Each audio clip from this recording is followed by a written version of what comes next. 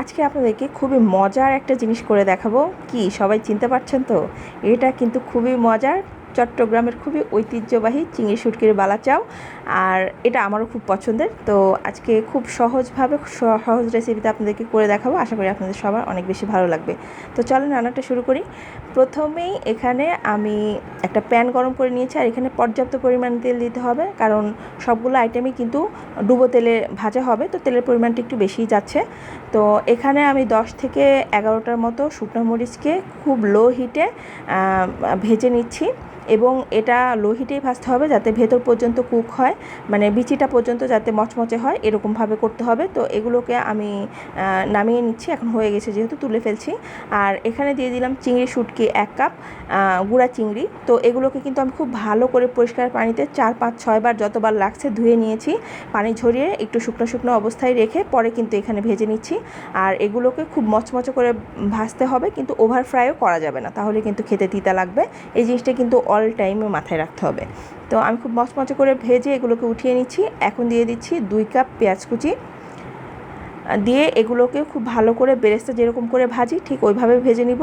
আর বেরেস্তার একটা রেসিপি কিন্তু আমার চ্যানেলে অলরেডি আছে, যারা মানে দেখতে চান তারা কিন্তু চাইলে দেখে আসতে পারেন।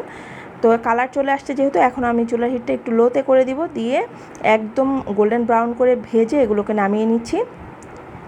এখন একটা ছাঁকনি কিংবা জালির সাহায্যে তুলে একটা ছড়ানো ট্রের উপরে সবগুলো উপকরণ রেখে দিতে হবে, যাতে একটা একটার সাথে লেগে না যায়।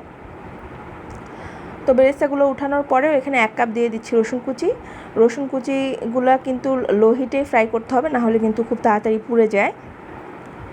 তো একটু নাড়াচাড়া করে আমি এগুলোকে ভেজে নিচ্ছি। আর কালার যখন আসতে শুরু করবে তখন আমি চুলার হিটটা আরও লো করে দেব।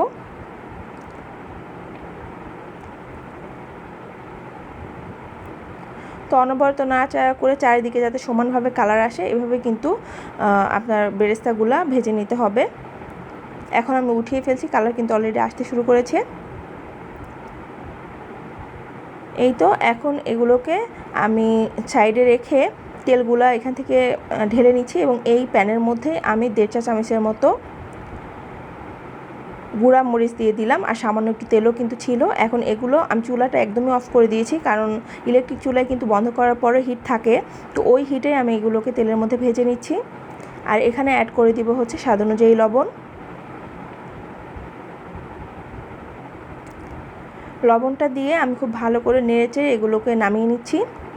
এখন সম্পূর্ণ এটা অ্যাসেম্বল করার পালা।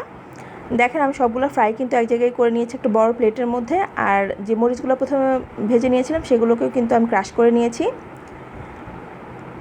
এখন এখানে দিয়ে দিব হচ্ছে যে লাস্টে যে মরিচটা ভাজলাম গুঁড়া মরিচ, সেটা দিয়ে দিচ্ছি। দিয়ে সবগুলো উপকরণকে আমি একসাথে মিশিয়ে নেব, তাহলে কিন্তু বালা চাউটা রেডি হয়ে যাবে। আর এটা খেতে এত মজা, আপনারা চাইলে কিন্তু মানে যারা পছন্দ করেন আমার মতো, তারা কিন্তু চানাচুরের মতো এমনিও খেয়ে ফেলতে পারবেন, এত মজা হয়। আর একটু অ্যাডভান্স করা যায়, যেরকম যারা ঝাল খেতে পছন্দ করেন তারা একটু কাঁচামরিচ কুচি অ্যাড করবেন, একটু ধনেপাতা কুচি, কাঁচা পেঁয়াজ কুচি, এগুলো দিয়ে একটু সরিষার তেল দিয়ে মেখে গরম ভাতের সাথে খেয়ে দেখবেন, এত মজা। মানে এটা এমনি এমনি তো আর ঐতিহ্যবাহী হয়নি, অবশ্যই অনেক বেশি মজা। আর এই বালা চাউটা কিন্তু অন্য শুটকি দিয়েও করা যায়, তবে চিংড়ি শুটকিটাই বেশি ভালো লাগে।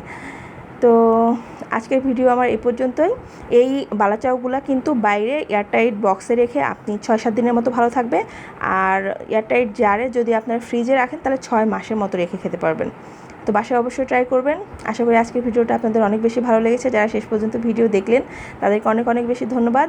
আর যারা নতুন আমার চ্যানেলে তাদেরকেও ওয়েলকাম করছি। আমার চ্যানেলটিকে অবশ্যই সাবস্ক্রাইব করে রাখবেন, আর পেজ থেকে দেখে থাকলে পেজটি ফলো করে রাখবেন। ভালো থাকবেন সবাই, দেখা হবে নতুন কোনো ভিডিওতে। আল্লাহ হাফেজ।